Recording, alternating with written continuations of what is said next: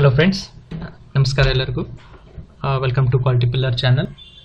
So ಇವತ್ತಿನ ವಿಡಿಯೋದಲ್ಲಿ ನಾವು SOP ಬಗ್ಗೆ ಒಂದು ವಿಡಿಯೋ ಮಾಡೋಣ.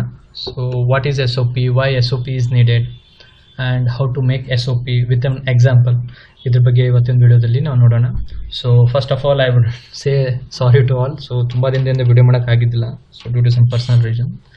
ಸೊ ಇವಾಗ ಮಾಡಬೇಕಂತ ಅಂದ್ಕೊಂಡಿದ್ದೀನಿ. I hope you guys understand and support ಮಾಡ್ತಾರೆ ಅನ್ಕೋತೀನಿ. ಇದೇ ಥರ ವೀಡಿಯೋಸ್ಗಳನ್ನ ನೋಡ್ತಾ ಇರಿ. ಸೊ ಸಬ್ಸ್ಕ್ರೈಬರ್ಸ್, ವ್ಯೂಸ್ಗಳು ಚೆನ್ನಾಗಿ ಆಗ್ತಾ ಇದ್ದಾವೆ. ಸೊ ವಿಡಿಯೋಸ್ನ ನೋಡ್ತಾ ಇರಿ, ಲೈಕ್ ಮಾಡ್ತಾ ಇರಿ, ಶೇರ್ ಮಾಡ್ತಾ ಇರಿ ನೀಡಿದ್ದವ್ರಿಗೆ. ಸೊ ಬನ್ನಿ ವಿಡಿಯೋನ ಸ್ಟಾರ್ಟ್ ಮಾಡೋಣ. ಸೊ ನಮ್ಮ ಫಸ್ಟ್ ಕ್ವಶನ್ ಬಂದು what is SOP. So what is SOP? SOP means Standard Operating Procedure. SOP is a set of written steps to perform an operation, or it's a visual instruction to perform an operation. So SOP ಅಂದರೆ standard operating procedure ಅಂತಲೂ ಅನ್ಬೋದು. So ಒಂದು ಯಾವುದೇ work ಅಥವಾ ಒಂದು operation ಮಾಡಬೇಕು ಅಂದರೆ, ಏನೋ ಒಂದು ಮಷಿನ್ ಆಪ್ರೇಟು ಅಥವಾ ಒಂದು ಯಾವುದೋ ಒಂದು ವರ್ಕ್ನ ಮಾಡಬೇಕು ಅಂದರೆ ಸ್ಟ್ಯಾಂಡರ್ಡ್ ಆಗಿ ಒಂದು ಫ್ಲೋನ ಸೆಟ್ ಮಾಡಿರ್ತಾರೆ. ಫಾರ್ ಎಕ್ಸಾಂಪಲ್, ಒಂದು ಎಕ್ಸಾಂಪಲ್ ಎಕ್ಸ್ಪ್ಲೇನ್ ಮಾಡ್ತೀನಿ ನೆಕ್ಸ್ಟ್ ಇದರಲ್ಲಿ. ಸೊ ಯಾವುದೇ ಒಂದು ಅಸೆಂಬ್ಲಿ ಅಂತ ತಗೊಳ್ಳಿ. So first we have to pick the material and first you visually check it whether it is okay or not. Is there any some dent adu idu enadru defect ಇದೆನಾ ಅಂತ check ಮಾಡಿ, next ಅದನ್ನು manually assembly ಮಾಡಿ ಅಥವಾ ಯಾವುದೋ ಒಂದು ಟೂಲ್ಸ್ಗಳನ್ನ use ಮಾಡಿಕೊಂಡು assembly ಮಾಡ್ತಿರ್ತೀವಿ. ಈ ಥರ ಪ್ರೊಸೀಜರ್ನ ಸ್ಟೆಪ್ಸ್ಗಳನ್ನ ಡಿಫೈನ್ ಮಾಡಿರ್ತಾರೆ SOPಯಲ್ಲಿ. ಸೊ ಆ ಒಂದು ಸ್ಟೆಪ್ಸ್, ಪ್ರೊಸೀಜರ್ಸ್ ಇದನ್ನ ಎಕ್ಸ್ಪರ್ಟ್ಸ್ಗಳು ಸ್ಟಡಿ ಮಾಡಿ, ವರ್ಕ್ ಫ್ಲೋ ಸೈಕಲ್ನ ಸ್ಟಡಿ ಮಾಡಿ ಸೆಟ್ ಮಾಡಿರ್ತಾರೆ. ಆಮೇಲೆ ಆಲ್ಸೋ ಟೈಮ್ ಸ್ಟಡಿನೂ ಮಾಡಿರ್ತಾರೆ, ಯಾವ ಥರ ಸೀಕ್ವೆನ್ಸಲ್ಲಿ ಮಾಡಿದರೆ ಪ್ರೊಸೆಸ್ಸು ಆಪ್ಟಿಮೈಸ್ಡ್ ಇರುತ್ತೆ. ಸೊ ಈ ಥರ ಸುಮಾರು ಬೆನಿಫಿಟ್ಸ್ ಇದ್ದಾವೆ SOPಯಿಂದ. ಸೊ ಅದಕ್ಕೆ SOPನ ಪ್ರಿಫರ್ ಮಾಡ್ತಾರೆ, ಅಂದರೆ ಯೂಸ್ ಮಾಡ್ತಾರೆ ಇಂಡಸ್ಟ್ರಿಗಳಲ್ಲಿ. So that is what about SOP. It's a standard operating procedure. So standard ಆಗಿ ಆಪ್ರೇಷನ್ಸ್ಗಳನ್ನ ಸೆಟ್ ಮಾಡಿರ್ತಾರೆ, ವಿಜುವಲಿ ಅವನ್ನ ಡಿಸ್ಪ್ಲೇ ಮಾಡಿರ್ತಾರೆ. ಫಸ್ಟ್ ಈ ಸ್ಟೆಪ್ಪನ್ನು ಮಾಡು, ನೆಕ್ಸ್ಟ್ ಈ ಸ್ಟೆಪ್ಪನ್ನು ಮಾಡು, ಥರ್ಡ್ ಸ್ಟೆಪ್ ಇದನ್ನು ಮಾಡು. ಸೊ ಸ್ಟೆಪ್ ಬೈ ಸ್ಟೆಪ್ ಪ್ರೊಸೆಸ್ನ ಕೊಟ್ಟಿರ್ತಾರೆ. So that is SOP. So I hope ನಿಮಗಿದು ಡೆಫಿನಿಷನ್ ಅಂಡರ್ಸ್ಟ್ಯಾಂಡ್ ಆಗಿದೆ ಅನ್ಕೋತೀನಿ. ಸೊ ನೆಕ್ಸ್ಟ್ ಕ್ವಶನ್ಗೆ ಹೋಗೋಣ. ಸೊ ನಮ್ಮ ನೆಕ್ಸ್ಟ್ ಕ್ವಶನ್ ಬಂದು why SOP is needed. SOP ಯಾಕೆ ನಮಗೆ ಬೇಕು, ಏನಿದ್ರದ್ದು ಬೆನಿಫಿಟ್ಸು? ಜಸ್ಟ್ ಬಿಫೋರ್ ನಾನು ಹೇಳಿದ್ಮೇಲೆ ಇದಕ್ಕೆ ಸುಮಾರು ಬೆನಿಫಿಟ್ಸ್ ಇದ್ದಾವೆ. So first benefit is SOP helps to refer to do the work as defined. ಇವಾಗ ಜಸ್ಟ್ ಬಿಫೋರ್ ಹೇಳಿದ್ನಲ್ಲ, SOPನ ಡಿಫೈನ್ ಮಾಡಿರ್ತಾರೆ. ಆಪ್ರೇಟಿಂಗ್ ಪ್ರೊಸೀಜರ್ಸ್ ಅಥವಾ ಸ್ಟೆಪ್ ಆಫ್ ಆಪ್ರೇಷನ್ಸ್ನ ಡಿಫೈನ್ ಮಾಡಿರ್ತಾರೆ. ಆ ಡಿಫೈನ್ ಮಾಡಿದ ತಕ್ಕಂತೆಯೇ ನಾವು ವರ್ಕ್ನ ಮಾಡೋದಿರುತ್ತೆ. ಒನ್ಸ್ ಸೀಕ್ವೆನ್ಸ್ ಹಿಂದೆ ಮುಂದೆ ಆದರೆ ಏನೋ ಒಂದು ಪ್ರೊಸೆಸ್ ಫೇಲ್ಯೂರ್ ಆಗೋ ಚಾನ್ಸಸ್ ಇರುತ್ತೆ. ಸೊ ಅದಕ್ಕೆ SOP helps to refer. So SOPನ ನೋಡಿಕೊಂಡು ಅದ್ರ ಥರನೇ ನಾವು ಫಾಲೋ ಮಾಡಿದರೆ ವರ್ಕು ಸ್ಟ್ಯಾಂಡರ್ಡ್ ಆಗಿಯೂ ಇರುತ್ತೆ, ಆಮೇಲೆ ಕರೆಕ್ಟಾಗಿಯೂ ಔಟ್ಪುಟ್ ಬರುತ್ತೆ, ಪ್ರೊಡಕ್ಟಿವಿಟಿನೂ ಇರುತ್ತೆ, ಕ್ವಾಲಿಟಿನೂ ಇರುತ್ತೆ. So that is first help of SOP. So why SOP is needed ಅಲ್ಲ. ಸೊ ಫಾರ್ ಫಸ್ಟ್ ರೀಸನ್ ನಮಗೆ SOP ನೀಡಿದೆ. ಸೊ ಸೆಕೆಂಡ್ ಹೆಲ್ಪ್ ಏನು ಮಾಡುತ್ತೆ ಅಂದರೆ, it helps to new joinee employee for training purpose. ಯಾರೇ ಒಬ್ಬರು ನ್ಯೂ ಜಾಯ್ನ್ ಆದರು ಅಂದರೆ ಒಂದು ಆರ್ಗನೈಸೇಷನಲ್ಲಿ, ಸೊ ಅವ್ರಿಗೆ ಪ್ರೊಸೆಸ್ನ ಎಕ್ಸ್ಪ್ಲೇನ್ ಮಾಡೋಕ್ಕೆ, ವಿಜುವಲೈಸ್ ಮಾಡೋಕ್ಕೆ, ಒಂದು ಟ್ರೈನಿಂಗ್ ಕೊಡೋಕ್ಕೆ ಈ SOP ಹೆಲ್ಪ್ ಆಗುತ್ತೆ. SOP ಮುಖಾಂತರ ನೋಡ್ಬೋದು, ಅಲ್ಲಿ ಡಿಸ್ಪ್ಲೇ ಮಾಡಿರ್ತಾರೆ, ಸ್ಟೆಪ್ನ ಎಕ್ಸ್ಪ್ಲೇನ್ ಮಾಡಿರ್ತಾರೆ, ಡೂಸ್ ಆ್ಯಂಡ್ ಡೋಂಟ್ಸ್ನ ಮೆನ್ಷನ್ ಮಾಡಿರ್ತಾರೆ, ಯಾವ ಥರ ಮಾಡಬೇಕು ಅಂತ ಎಕ್ಸ್ಪ್ಲೇನ್ ಮಾಡಿರ್ತಾರೆ. ಸೊ ಟ್ರೈನಿಂಗ್ ಪರ್ಪಸ್ಗೆ ಈ SOP ಯೂಸ್ ಆಗುತ್ತೆ. So this is the second need of SOP. And next third need ಬಂದು it helps to do RCA, root cause analysis, during any issue or a problem. So ಒಂದು ಆರ್ಗನೈಸೇಷನಲ್ಲಿ ಯಾವುದೇ ಒಂದು ಪ್ರಾಡಕ್ಟಲ್ಲಿ ಒಂದೇನೋ defect ಬಂದಾಗ, ಪ್ರಾಬ್ಲಮ್ ಬಂದಾಗ issue analysis ಮಾಡೋಕ್ಕೆ SOP ತುಂಬ ಯೂಸ್ ಆಗುತ್ತೆ. ಯಾಕಂದರೆ ನಾವು ಪ್ರೊಸೆಸ್ನ ಡಿಫೈನ್ ಮಾಡಿರ್ತೀವಿ, ಒಂದೇನೋ ಡಿಫೆಕ್ಟ್ ಬರ್ತಾ ಇರುತ್ತೆ, ನಾವೇನೋ ರಾಂಗ್ ಆಗಿ ಪ್ರೊಸೆಸ್ ಡಿಫೈನ್ ಮಾಡಿದ್ದೀವಿ ಅಥವಾ ಪ್ರೊಸೆಸ್ಸಲ್ಲಿ ಏನೋ ಸ್ಕಿಪ್ ಆಗಿದೆನಾ ಅಂತ ಅನಾಲಿಸಿಸ್ ಮಾಡೋಕ್ಕೆ SOPನ ಯೂಸ್ ಮಾಡ್ತಾರೆ.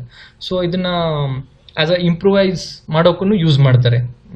ನೆಕ್ಸ್ಟ್ ಸ್ಟೆಪ್ಸ್ನ, ಪ್ರೊಸೆಸ್ ಆಫ್ ಸ್ಟೆಪ್ಸು ಹಿಂದೆ ಮುಂದೆ ಆಗಿದ್ದರೆ, ಸೀಕ್ವೆನ್ಸ್ ಏನೋ ಹೆಚ್ಚು ಕಮ್ಮಿ ಆಗಿದ್ದರೆ, ಸಮ್ಟೈಮ್ಸ್ ಆಗಿರುತ್ತೆ ಪ್ರೊಸೆಸ್ ಸೀಕ್ವೆನ್ಸ್ ನಾವು ಸೆಟಪ್ ಕರೆಕ್ಟಾಗಿ ಆಗಿರಲ್ಲ, ಸೀಕ್ವೆನ್ಸ್ ಹಿಂದೆ ಮುಂದೆ ಆಗಿರುತ್ತೆ. ಅಂಥ ಟೈಮಲ್ಲಿ ಈ SOPನ ಯೂಸ್ ಮಾಡ್ಕೊಳ್ತಾರೆ for during any issues or any problems ಇದ್ದಾಗ. ನೆಕ್ಸ್ಟ್ ಜಸ್ಟ್ ಬಿಫೋರ್ ಹೇಳಿದ್ನಲ್ಲ, it helps to improve the process optimisation ಮಾಡೋಕ್ಕೂ SOP ಯೂಸ್ ಮಾಡಿರ್ತಾರೆ. ಸೊ ಫಸ್ಟ್ ಟೈಮ್ ಏನು ನಾವು ಒಂದು SOPನ ಡಿಫೈನ್ ಮಾಡ್ತೀವಲ್ಲ, ಸೊ ಅದಾದ ತಕ್ಷಣ ಅದನ್ನು ಫಾಲೋ ಮಾಡ್ತೀವಿ. ಸೊ ಆರ್ಗನೈಸೇಷನ್ ಟಾಪ್ ಮ್ಯಾನೇಜ್ಮೆಂಟ್ ಹೇಳುತ್ತೆ ಇದು ಒಂದು ಟೈಮ್ ತುಂಬ ಕನ್ಸ್ಯೂಮಿಂಗ್ ಇದೆ ಪ್ರೊಸೆಸ್ನ, ಸೊ ಪ್ರೊಸೆಸ್ ಆಪ್ಟಿಮೈಸ್ ಮಾಡಿ ಅಂತ ಹೇಳಿದಾಗ, ಸೊ SOPನ ರೆಫರ್ ಮಾಡಿ ಅದರಲ್ಲಿ ನೋಡ್ಬೋದು ನಾವು ಯಾವ್ದು ವ್ಯಾಲ್ಯೂ ಆ್ಯಡೆಡ್ ಇದೆ, ಯಾವ್ದು ನಾನ್ ವ್ಯಾಲ್ಯೂ ಆ್ಯಡೆಡ್ ಇದೆ, ಪ್ರೊಸೆಸ್ಸು ಸ್ಟೆಪ್ಸು ಅವನ್ನ ಎಲಿಮಿನೇಟ್ ಮಾಡೋಕ್ಕೆ ಫಸ್ಟ್ ಅದನ್ನ ರೆಫರ್ ಮಾಡ್ತಾರೆ, ಸ್ಟ್ಯಾಂಡರ್ಡ್ ಆಪರೇಟಿಂಗ್ ಪ್ರೊಸೀಜರ್. ಸೊ ಅದರಿಂದ ಪ್ರೊಸೆಸ್ ಆಪ್ಟಿಮೈಸೇಷನ್ ಅಥವಾ ಪ್ರೊಸೆಸ್ ಇಂಪ್ರೂವೈಸೇಷನ್ ಮಾಡ್ಬೋದು. So these are the some 4 needs of SOP. So ಇದಕ್ಕೆ SOP ಇದ್ರೆ this helps to the organisation in the process. Okay, so I hope ಇದನ್ನು ನಿಮಗೆ ಹಾಗೆ question ಅರ್ಥ ಆಗಿದೆ ಅಂತ ಅನ್ಕೋತೀನಿ. ಸೊ ನೆಕ್ಸ್ಟ್ ಕ್ವಶನ್ಗೆ ಹೋಗೋಣ. ಸೊ ನೆಕ್ಸ್ಟ್ ಕ್ವಶನ್ ಬಂದು how to make SOP. SOP can be made in Excel format ಅಥವಾ ಡಾಕ್ ಫಾರ್ಮೆಟಲ್ಲಿ ನೀವು ಮಾಡ್ಬೋದು. ಸೊ ಇದರದ್ದೇ ಒಂದು ಎಕ್ಸಾಂಪಲ್ ತೊಗೊಂಡು ನಾವು ಒಂದು SOPನ ಕ್ರಿಯೇಟ್ ಮಾಡೋದನ್ನ ನಾನು ತೋರಿಸ್ತೀನಿ. ಮತ್ತೊಂದು ಎಕ್ಸಾಂಪಲ್ ನಾನು ಆಲ್ರೆಡಿ ಕ್ರಿಯೇಟ್ ಮಾಡಿದ್ದೀನಿ. ಸೊ ಅದನ್ನು ನಿಮಗೆ ಎಕ್ಸ್ಪ್ಲೇನ್ ಮಾಡ್ತೀನಿ. ನೀವು ಇದೇ ಥರ SOPನ ಫಾಲೋ ಮಾಡ್ಬೋದು. ಸೊ ಇಲ್ಲಿ ನಾನೊಂದು ಸಿಂಪಲ್ ಆಗಿರೋ ಒಂದು ಅಸೆಂಬ್ಲಿ ಪ್ರೊಸೆಸನ್ನು ತೊಗೊಂಡಿದ್ದೀನಿ. So this is my format. This looks very simple, ತುಂಬ ಸಿಂಪಲ್ ಆಗಿದೆ ಇದು. It's very basic and simple, just for understanding purpose ನಾನು ಕ್ರಿಯೇಟ್ ಮಾಡಿದ್ದೀನಿ. ಸೊ ಇಲ್ಲಿ ನಾನು ಏನು ಮಾಡ್ತೀನಿ ಅಂದರೆ ನಟ್ ಆ್ಯಂಡ್ ಬೋಲ್ಟ್ ಅಸೆಂಬ್ಲಿ ತೊಗೊಂಡಿದ್ದೀನಿ. ಸೊ ಹಿಯರ್ ಇಲ್ಲಿ ನಾನು ಮೆನ್ಷನ್ ಮಾಡ್ತೀನಿ like part number like 1 2 3 and part name nuts and bolts and station ಯಾವುದೋ ಒಂದು ಪ್ರೊಸೆಸ್ ಯಾವುದಿದೆ, ಪ್ರೊಸೆಸ್ ಬಂದು ನಮ್ಮದು ಅಸೆಂಬ್ಲಿ ಪ್ರೊಸೆಸ್ ಆ್ಯಂಡ್ ಸ್ಟೇಷನ್ ಅವ್ರ ಮಷಿನ್ ಬಂದು ಯಾವುದೋ ಒಂದು ವರ್ಕ್ ಸ್ಟೇಷನ್ 12 ಅಂತ ತಗೊಳ್ಳಿ, ವರ್ಕ್ ಸ್ಟೇಷನ್ 12 ಅಂತ. ಆಮೇಲೆ ಈ ಒಂದು ಪ್ರಾಡಕ್ಟ್ ಅಸೆಂಬ್ಲಿ ಮಾಡಿದ ಮೇಲೆ ಯಾವ ಕಸ್ಟಮರ್ಗೆ ಹೋಗುತ್ತೆ ಆ ಕಸ್ಟಮರ್ ಡೀಟೇಲ್ಸ್ನು ನೀವು ಹಾಕ್ಬೋದು. ಇಲ್ಲಿ ABC ಅಂತ ಕೊಡ್ತೀನಿ ಕಸ್ಟಮರ್ ಡೀಟೇಲ್ಸ್. ಆಮೇಲೆ ಡಾಕ್ಯುಮೆಂಟ್ ಕ್ರಿಯೇಟ್ ಮಾಡೋದು, created date. So created date ಒಂದು ಯಾವುದೋ ನೀವು when you start implement it or else ಯಾವಾಗ ಇದನ್ನ ನೀವು ಕೊಡ್ತಿರಲ್ಲ SOPನ ಲೈನ್ಗೆ ಅಥವಾ ಪ್ರೊಡಕ್ಷನ್ಗೆ, ಸೊ ಆ ಒಂದು ಡೇಟ್ ನೀವು ಇಲ್ಲಿ ಹಾಕ್ಬೋದು, creation date.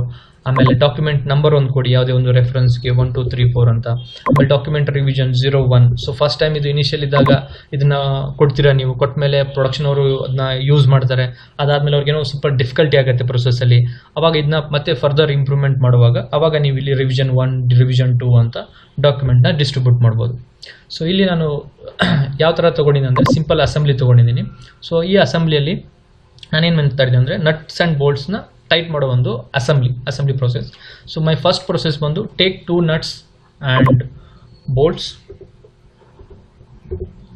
Bolts to tight. So process step is to pick the nuts and bolts. So ಬೋಲ್ಟ್ಸ್ನ ಪಿಕ್ ಮಾಡಿ ನೆಕ್ಸ್ಟ್ ಅದನ್ನು manually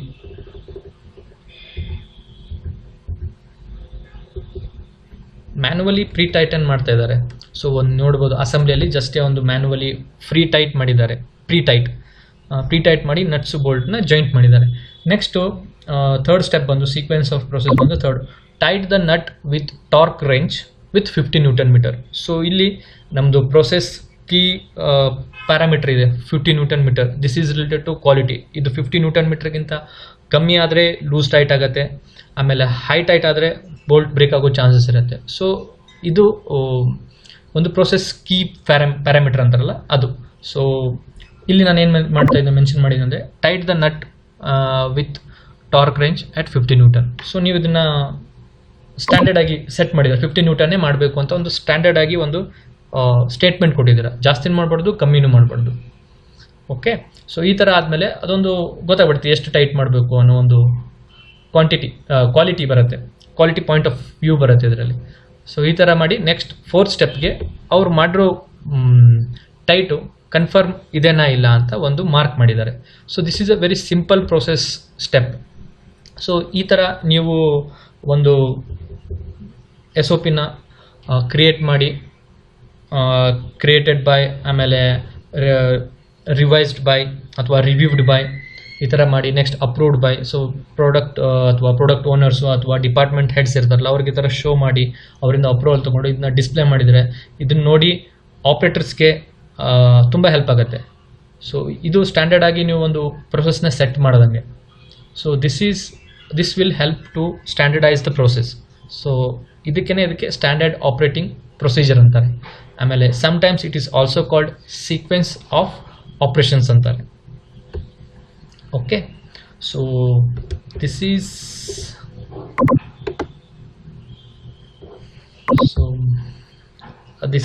all about SOP. So I hope ನಿಮಗೆ ಇದು ಅಂಡರ್ಸ್ಟ್ಯಾಂಡ್ ಆಗಿದೆ ಅನ್ಕೋತೀನಿ. ಸೊ ಇದೇ ಥರ ವಿಡಿಯೋಸ್ನ ನೋಡ್ತಾ ಇರಿ, ಲೈಕ್ ಮಾಡ್ತಾ ಇರಿ. ಸೊ ಆದಷ್ಟು ಸ್ವಲ್ಪ ಇನ್ಫ್ರೀಕ್ವೆಂಟಾಗಿ ವಿಡಿಯೋ ಮಾಡಬೇಕಂತ ಅಂದ್ಕೊಂಡಿದ್ದೀನಿ. So let's try, I try my best. So thank you, ಧನ್ಯವಾದಗಳು.